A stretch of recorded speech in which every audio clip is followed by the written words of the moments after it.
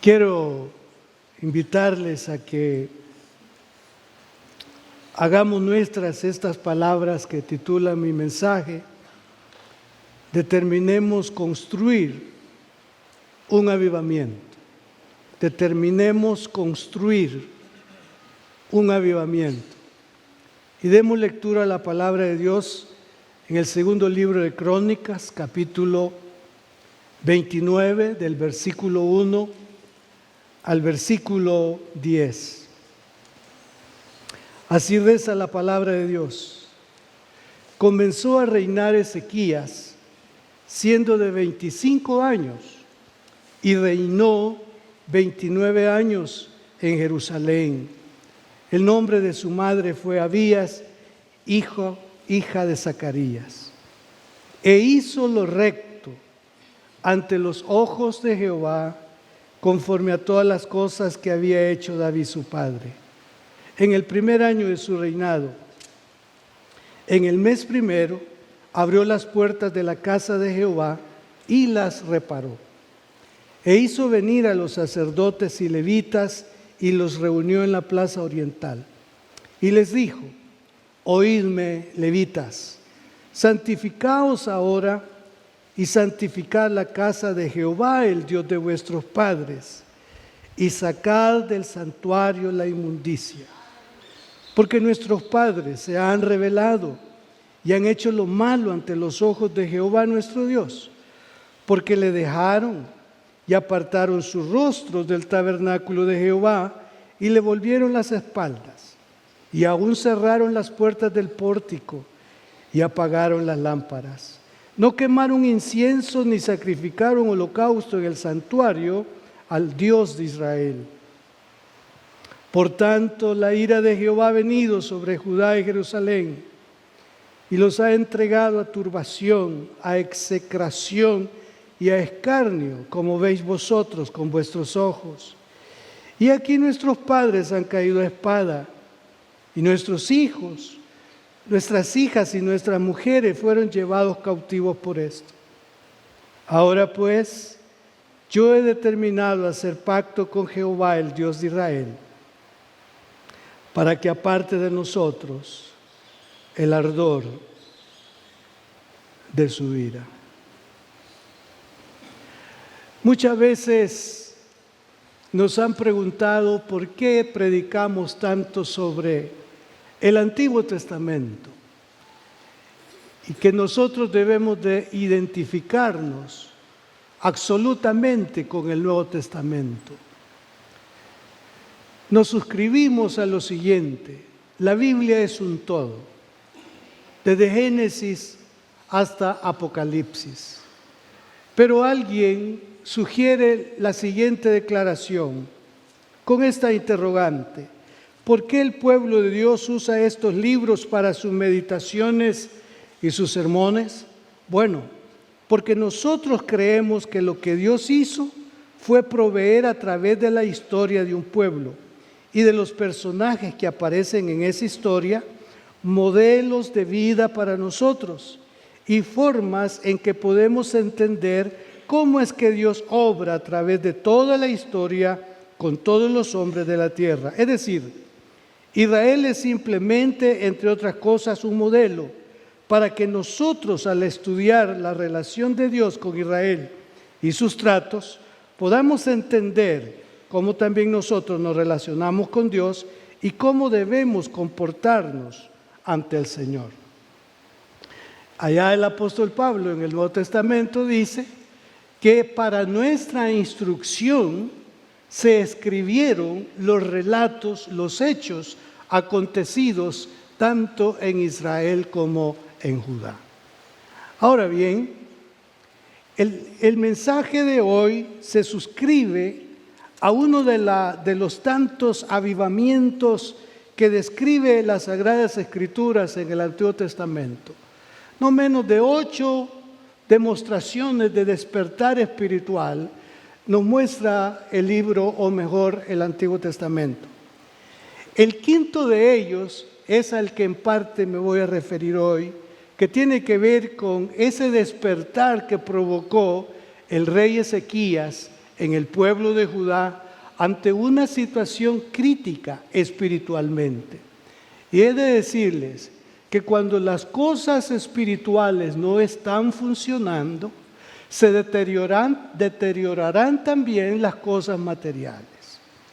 Si la vida espiritual decae, si la vida espiritual mengua, no esperemos resultados positivos en los campos que tienen que ver con lo material.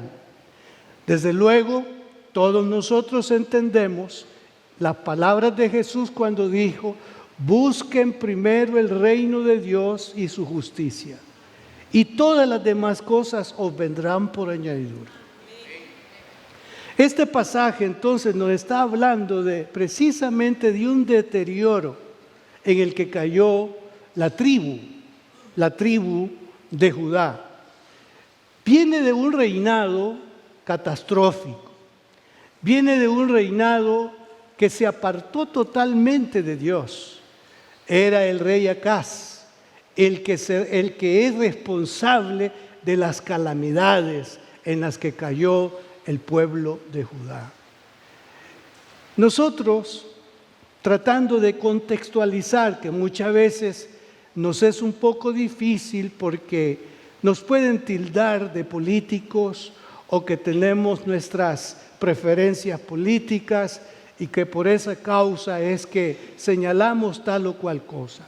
Quiero decirles que eso puede ser un contratiempo para que nosotros no señalemos en verdad que los tiempos están supeditados a Dios, pero Dios ha delegado y ha depositado, ¿por qué no decirlo así?, el gobierno en manos de seres humanos. Hace un tiempo este país fue entregado a la santería. Usted puede ir a una calle, ahí hay un nombre, ese nombre se repite en tal parte, ese nombre se repite en otro lugar, y ese nombre fue puesto en una de las máximas expresiones del país, como es el aeropuerto. Todo eso nosotros lo podemos ver así de largo, que no nos importó, no nos interesó, pero espiritualmente estaba sucediendo algo anormal. Algo donde nos fuimos acomodando y no nos preocupamos de las condiciones que estaban yendo de mal en peor en el país. Y cuando estas cosas pasan y la iglesia se encuentra adormecida, la iglesia no está haciendo su rol representativo, porque usted como hijo de Dios representa los intereses de Dios en este país que se llama El Salvador. Si usted es parte de esta familia de Dios, usted hace la diferencia y no puede mezclarse con aquellas cosas que cada día vienen a ser hábitos, costumbres, que lo que hacen es distanciarnos del Señor. Y de repente no nos damos cuenta si somos lo que decimos que somos o en verdad somos lo que la gente dice que somos. Entonces, muerto el rey Acaz, asumió el reino su hijo Ezequías. Y vamos a observar tres cosas que sucedieron con él. En primer lugar, restauró la casa de Dios. El versículo 2 dice: e hizo lo recto ante los ojos de Jehová, conforme a todas las cosas que había hecho David su padre. Él mejor que nadie conocía las condiciones y razones del estado del pueblo. Él pudo darse cuenta cómo su padre fue desviándose de los propósitos de Dios. Y ahí usted puede preguntar cómo es que éste pudo hacer la diferencia. Si tenía un ejemplo extremadamente perverso de su padre, ¿cómo es que pudo hacer la diferencia? ¿Cómo es que él en su corazón, al ver la posibilidad de asumir el reino, y creo que lo asumió antes de que muriera Acaz, cómo es que él pudo ir anidando en su corazón propósitos justos, propósitos nobles? Él pudo sentir cómo su gente estaba padeciendo porque se alinearon a las determinaciones del rey, se alinearon religiosamente aún a esas disposiciones del rey. Entonces, cuando él asume, El reinado determinó hacer lo correcto delante del Señor, honrando así su vestidura de rey. Consideró el conducirse espiritualmente como lo hizo David, el padre fundador del reino. David fue el segundo de los reyes. Él fue rey en todo Israel. Ahora estamos viendo fraccionado el reinado del norte, el reinado del sur. El reinado del norte es Israel, el reinado del sur es Judá.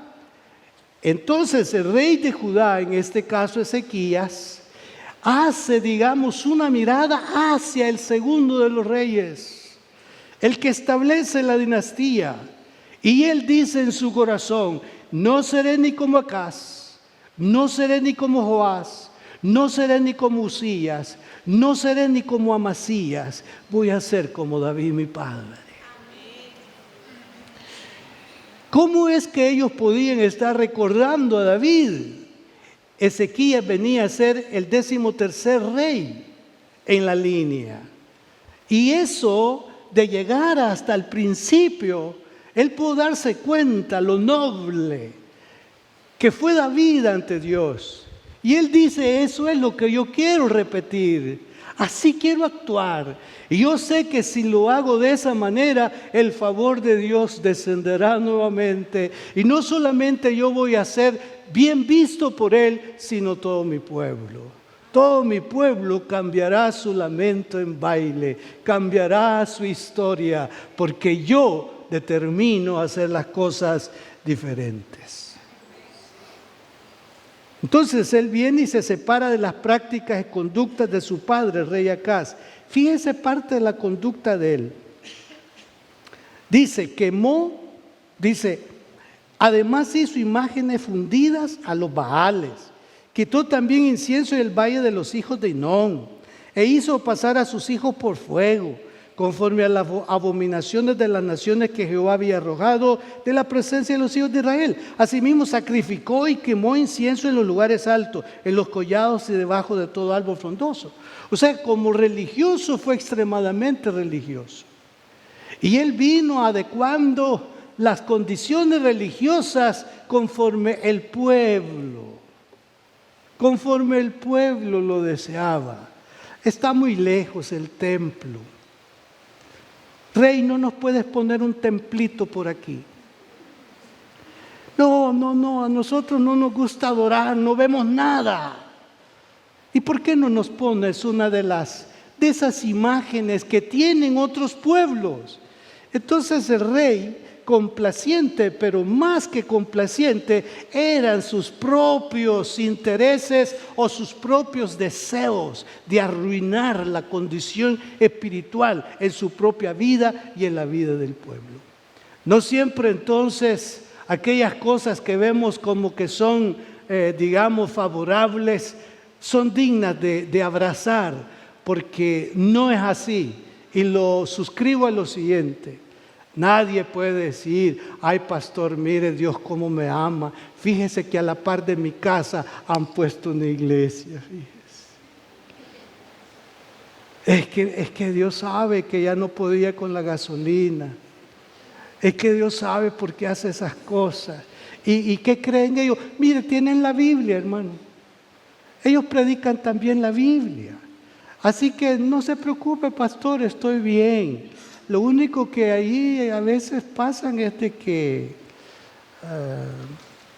hay unas cosas que yo no me adapto. Y ya uno puede preguntar y en fin. Yo una vez estaba esperando el autobús, una noche, y estaba escuchando un mensaje. Estaban como en vigilia. Y dice el predicador: ¿cómo pueden ustedes creer? ¿Cómo pueden imaginarse que digan que Elías subió en un carro de fuego sin haber visto la muerte? En ningún momento se puede creer eso, porque Jesús tuvo que morir. Elías no era superior que Jesús, porque Jesús murió. ¿Y cómo es posible que Elías? Y los hermanos decían: amén, gloria a Dios. Hermano, pero la Biblia dice que Elías no murió. Y eso no lo hizo superior a Jesús, sino que allí está una figura de lo que será el rapto, la traslación de los creyentes. Fíjense cómo son las cosas. Entonces, no es que usted encuentre facilidades de fe. Fíjese que ahí no recogen ofrenda, fíjese que ahí no diezman. Allá de Estados Unidos les mandan para todo. Así que no nos quitan a nosotros lo nuestro, ni aquí tampoco le quitamos lo suyo. Aquí le pedimos lo que a Dios le corresponde.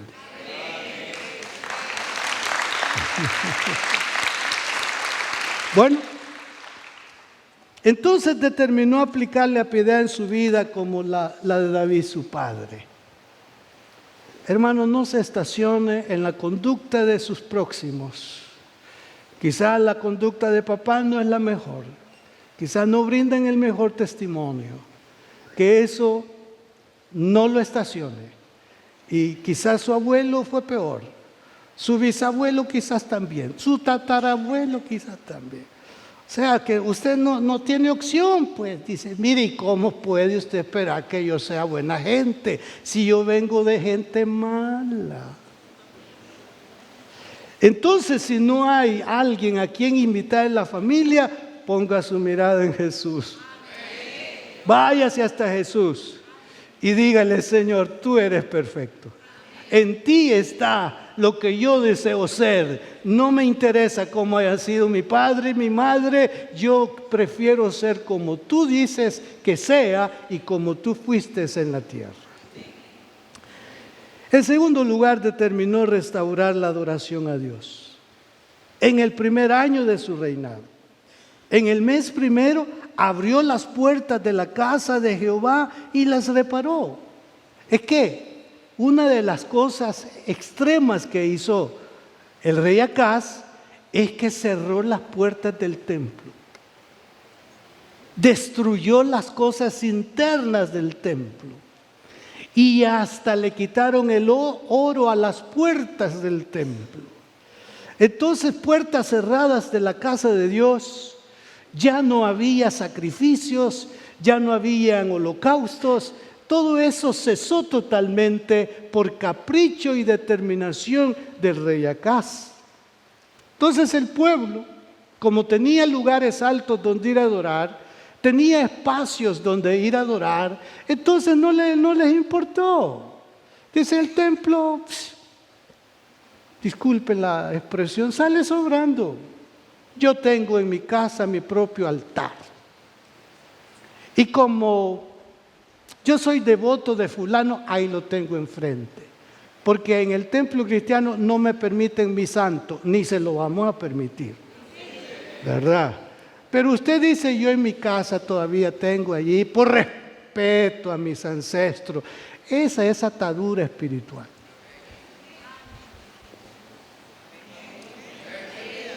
Es que se va a resentir mi abuelita. Mire, su abuelita ya no siente nada. Usted no va a resentir a nadie. Usted debe de estar en contra de Satanás. ¿Cuántos favorecen al diablo? No, hermano. Ame a Dios. Sírvale a Dios. Saque la santería de su vida, saque la santería de su casa. Ya no se anda santiguando. Ya no ande diciendo primero Dios y después no sé quién. No, hermano. Dios es primero y último. Entonces su juventud no fue problema. Aunque su papá comenzó a reinar más joven, él empezó a reinar de 25 años. Pero todavía era un joven. Así que los jóvenes tampoco no podrían sugerir de que por su juventud no pueden consagrar su vida a Dios, de que por su juventud no pueden entregarse a Dios. Quiero decirle que el mejor tiempo para poder servir a Dios son los años mozos, como se dice. No estamos diciendo que los ancianos no pueden trabajar. Discúlpennos a los ancianos que están acá, incluyendo a quien les habla. Pero no piense que menospreciamos su servicio. No. amamos lo que usted hace. Pero entendamos que las fuerzas ya no son iguales y que los jóvenes tienen energía. Mire, hermano, esos con 3 horas de dormir están bien. Ya nosotros necesitamos 20 para sentirnos bien. Esos muchachos, hermanos, se acuestan, se duermen y se levantan, pero con una energía increíble. Pues jóvenes, no hay razón, no hay pretexto para decir que por su juventud usted no puede servir. Entonces, qué dramático era pasar frente al templo. Imagínense, hermano, la expresión espiritual de Israel. Ahora están sus puertas cerradas. Nadie se interesa por esa casa. Como que les quitaron una carga. Porque sostener una casa para Dios no sale barato. Siempre hay, necesidad de recursos. Pero eso ellos como que sintieron que se les alivió la responsabilidad. Pero nadie debe de sentirse cómodo cuando se le priva servir a Dios y hacer o dar a Dios lo que le corresponda. Nadie podrá hacerle a usted un bien privándole, diciéndole que es demasiado pobre o usted está con mucha necesidad como para estar haciendo tal o cual cosa. Nunca debemos de aceptar esas comodidades. Entonces las puertas están cerradas.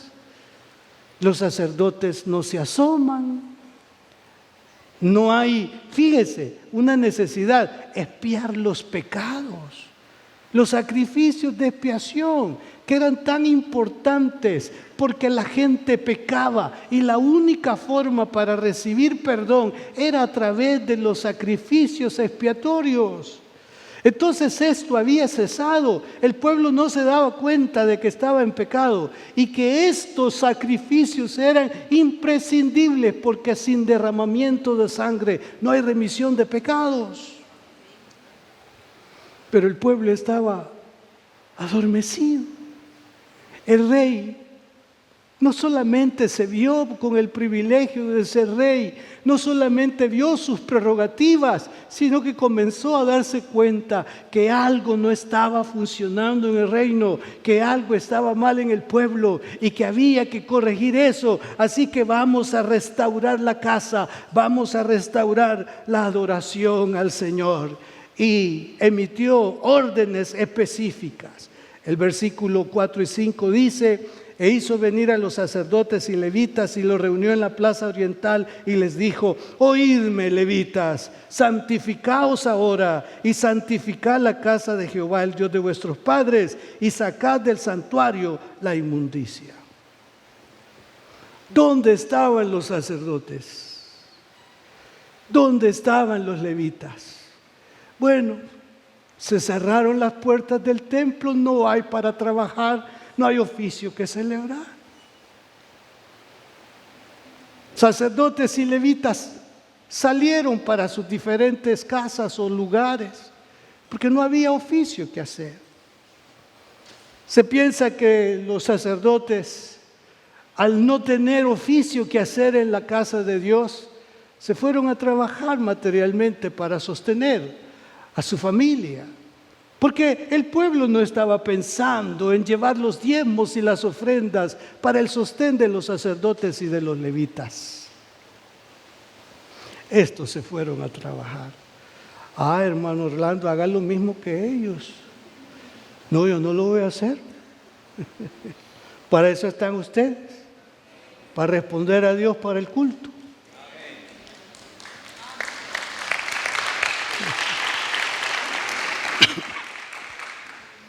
Entonces vea las órdenes, le dice a los sacerdotes: santifíquense.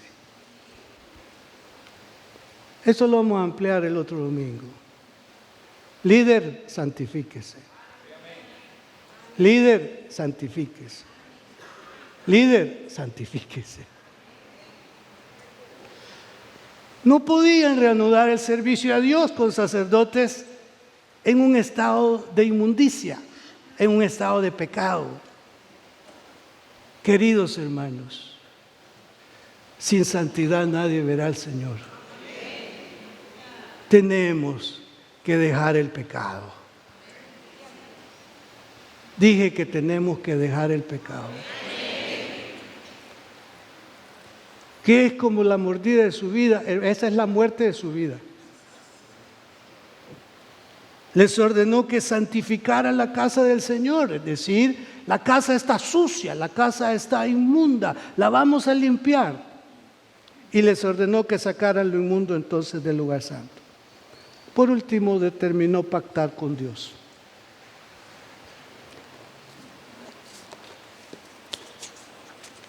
Dijimos en primer lugar, determinó restaurar la casa de Dios, determinó restaurar la adoración a Dios y ahora pactar con Dios. Quiero que leamos ahí de Crónicas, capítulo 29, el segundo libro, los versículos 4 en adelante, bueno, 6. El 5 mejor. Y les dijo: oídme, levitas, santificaos ahora y santificad la casa de Jehová, el Dios de vuestros padres, y sacad del santuario la inmundicia. Oiga esto: porque nuestros padres se han rebelado y han hecho lo malo ante los ojos de Jehová nuestro Dios, porque le dejaron y apartaron su rostro del tabernáculo de Jehová y le volvieron las espaldas, y aún cerraron las puertas del pórtico y apagaron las lámparas. No quemaron incienso ni sacrificaron holocausto en el santuario al Dios de Israel. Por tanto, la ira de Jehová ha venido sobre Judá y Jerusalén y los ha entregado a turbación, a execración y a escarnio, como veis vosotros con vuestros ojos. Y aquí nuestros padres han caído a espada, y nuestros hijos, nuestras hijas y nuestras mujeres fueron llevados cautivos por esto. Aquí está. Ahora pues, yo he determinado hacer pacto con Jehová, el Dios de Israel, para que aparte de nosotros el ardor de su ira. Él contempló el escenario. 3 invasores, hermanos, habían afectado a la tierra. Los sirios, los moabitas y el pueblo de Israel, es decir, el reino del norte. Estos 3 hicieron cosas terribles con la población de Judá. Entonces viene y dice: rey, ¿no se han puesto a pensar por qué es que estamos como estamos? ¿No nos hemos puesto a pensar en la cantidad de vidas perdidas a causa de nuestra desobediencia a Dios? Y añádale otras cosas más que le dieron inestabilidad al pueblo. Entonces, la claridad que él tuvo para pactar con Dios fue para que aparte de nosotros el ardor de su ira. Y la Biblia nos enseña que cuando el pueblo estuviese dispuesto a retornar a Dios, las cosas cambiarían. Prefiero dar lectura entonces al pasaje de Levítico 26. Dice: porque yo me volveré a vosotros y os haré crecer y os multiplicaré y afirmaré mi pacto con vosotros. Comeréis lo añejo de mucho tiempo y pondréis fuera lo añejo para guardar lo nuevo. Y pondré mi morada en medio de vosotros y mi alma no os abominará. Y andaré entre vosotros, y yo seré vuestro Dios, y vosotros seréis mi pueblo. Yo, Jehová vuestro Dios, que os saqué de la tierra de Egipto, para que no fueseis sus siervos, y rompí las coyundas de vuestro yugo, y os he hecho andar con el rostro erguido. Si el pueblo volvía, retornaba a Dios, su historia cambiaría. Ahora, yo no sé cómo es su condición espiritual, No sé cuál es su condición material, pero creo que es correcto llamarle la reflexión. Vea cómo está la casa que usted representa para Dios. Porque usted y yo somos naos. ¿Se acuerdan de naos? Usted y yo somos naos. ¿Qué significa naos? Templo. Templo y morada del Espíritu Santo.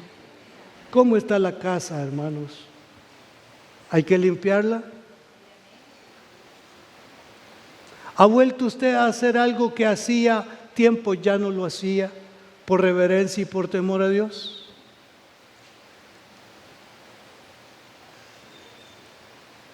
¿Se siente cómodo con haber vuelto a eso? Lo peor que puede haber es que se sienta cómodo y que hasta diga, otros lo hacen. Sí, pero cada uno va a dar cuenta a Dios. Esa no es cuestión de que porque otros lo hacen o hay otros peores que yo. Hermano, nuestros referentes no son otros, es la santidad de Dios. ¿Cómo? ¿Cómo está la casa? ¿Qué hábitos, qué costumbres hemos vuelto a introducir a nuestra vida interior? Hay que reflexionar. Porque puede ser que estemos conformes y como solemos decir en nuestro lenguaje,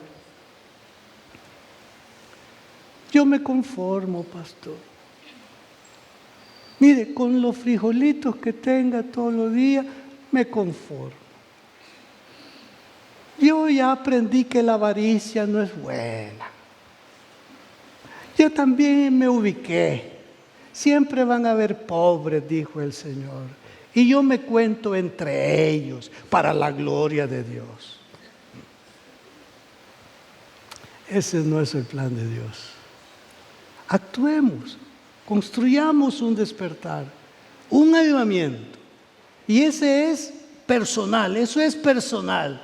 Yo nada más puedo intentar provocarle, pero la decisión la toma usted. ¿Va a mantener la casa cerrada? ¿Va a permitir que las telarañas estén inundando la casa? ¿Que la humedad se sienta y que vaya destruyendo paso a paso las cosas en el interior? Es tiempo de pactar. Es tiempo de decirle a Dios, ya no quiero ser como he sido.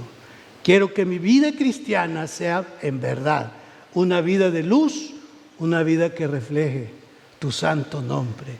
Yo quiero limpiar mi corazón delante de tu presencia.